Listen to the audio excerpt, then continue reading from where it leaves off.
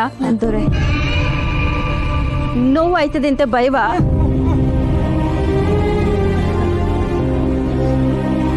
ನಿಮ್ಮನ್ನು ನೋಯ್ಸಕ್ಕೆ ನಂಗೂ ಮನ್ಸಿಲ್ಲ, ಆದ್ರೆ ಏನ್ ಮಾಡ್ಲಿ, ಇದನ್ನ ಚುಚ್ಚಲಿಲ್ಲ ಅಂದ್ರೆ ನಿಮ್ಗೆ ಎದೆನೋ ಜಾಸ್ತಿ ಆಯ್ತದೆ. ನನ್ನ ಮಾತು ಕೇಳಿ.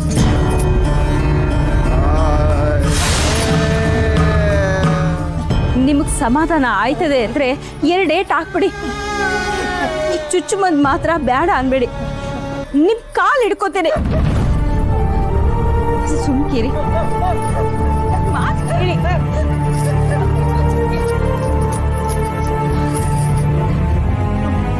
ಮಂಜು ಬವ್ವ, ಹೊಸಿ ಕೈ ಹಿಡ್ಕ ಬಾ.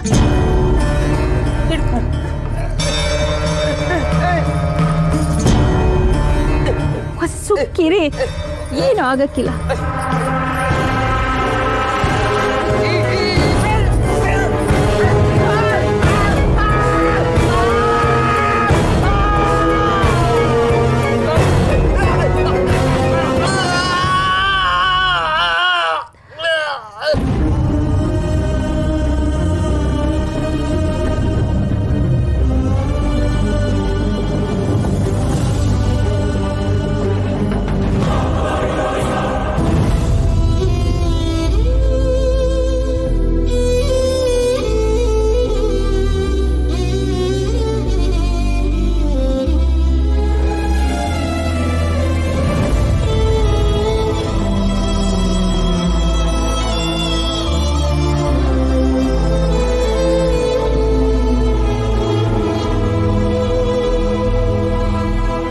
ಅದನ್ ಬಿಟ್ಟು ಎಲ್ಲ ಮಾತಾಡ್ತಾವಳೆ.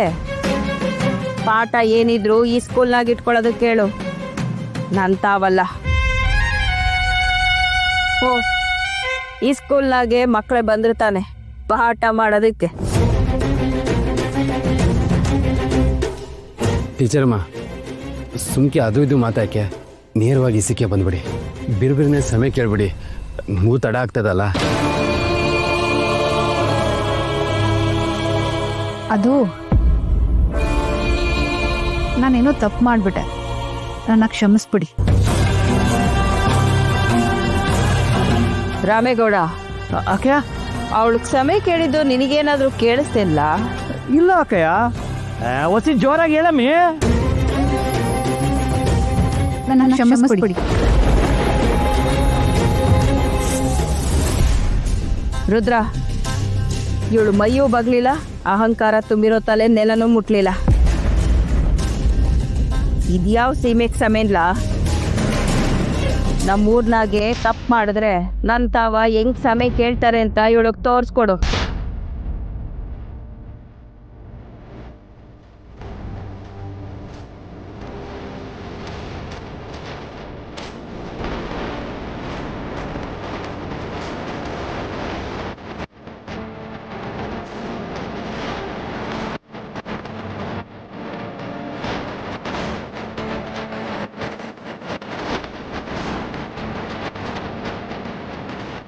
ಏನೂ ಗೊತ್ತಿಲ್ಲದೆ ತಪ್ಪು ಮಾಡ್ಬಿಟ್ಟಿವಿ.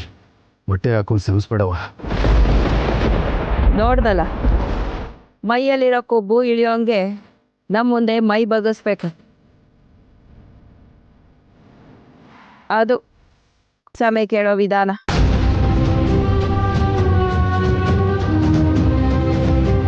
ಇವನು ಹೇಳ್ಕೊಟ್ಟಂಗೆ ಹೇಳೋ, ಆಗ ಸಮಯ ಒಪ್ಕೋತೀನಿ.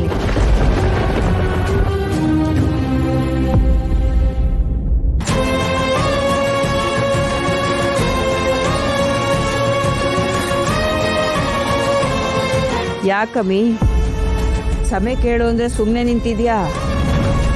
ಓ, ಇನ್ನೊಂದು ಕಿತ್ತ ತೋರಿಸ್ಕೊಡ್ಬೇಕಾ? ರುದ್ರ, ಇನ್ನೊಂದು ಕಿತ್ತ ತೋರಿಸ್ಲಾ? ಅದ್ರ ಅವಶ್ಯಕತೆ ಇಲ್ಲ, ನನ್ನ ಕ್ಷಮೆ ಕೇಳಲ್ಲ.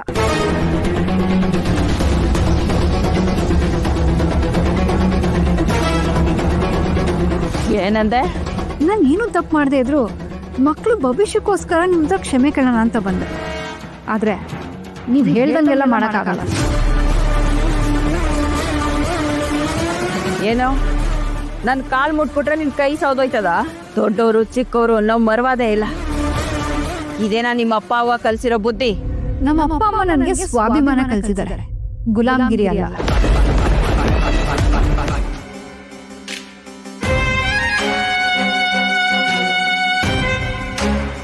ಅಲ್ಲ ಅಕ್ಕೆವ, ಇಡೀ ಊರ್ಗೂರೇ ನಿಮ್ ಪಟ್ಟಕ್ಕೆ ಧೂಪ ದೀಪ ಹಚ್ಚಿ ದೇವತೆ ಅಂತ ನಿಮ್ ಪಾದದ ಧೂಳ್ನ ಪ್ರಸಾದದ ತರ ತಲೆ ಸೋರ್ಕೋತಾರೆ.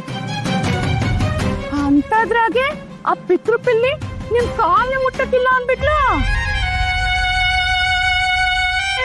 ಅಲ್ಲ ಅತ್ತೇವಾ, ಆ ಬಿತ್ರು ನಿನ್ ಕಾಲ್ ಮುಟ್ಟದೆ ಪಾಪ ಅನ್ನೋಂಗ್ ಆಡ್ಬಿಟ್ಲಲ್ಲ. ದ್ಯಾವ್ತೆ ಕಾಲಿಡದೆ ಗುಲಾಮ್ಗಿರಿ ಹೆಂಗಾಯ್ತದೆ? ಅವಳು ಯಾರಿಗೂ ಬಗಂಗಿಲ್ಲ ಬಿಡು. ಪುಣ್ಯಕ್ಕ ಹುಡುಗಿ ನಮ್ಮ ಅಕ್ಕ ಏನೇ ಬಂದ್ ಕಾಲಕ್ಕೆ ಬೀಳಿ ಅಂತ ಹೇಳ್ನಿಲ್ವಲ್ಲ. ರಾಮೇಗೌಡ,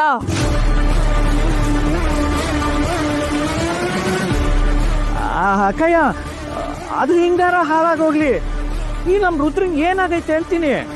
ಅವಳು ಆಟೋನ್ ಬೈತಾ ಇದ್ರೆ ಆ ಇಡಿಂಬೇನ ಒಳ್ಳೆ ರಂಬೆ ನೋಡ್ದಂಗ್ ನೋಡ್ತಾ ನಿಂತ್ಬಿಟ್ಟ. ಅಯ್ಯ ನೀವ್ ಒಳ್ಳೆ ಕೊಡಿಯೋ ಕೈ ಹಿಡ್ಕೋಬಹುದು, ನುಡಿಯೋ ಬಾಯಿ ಹಿಡ್ಕೊಳಕ್ ಆಯ್ತದ?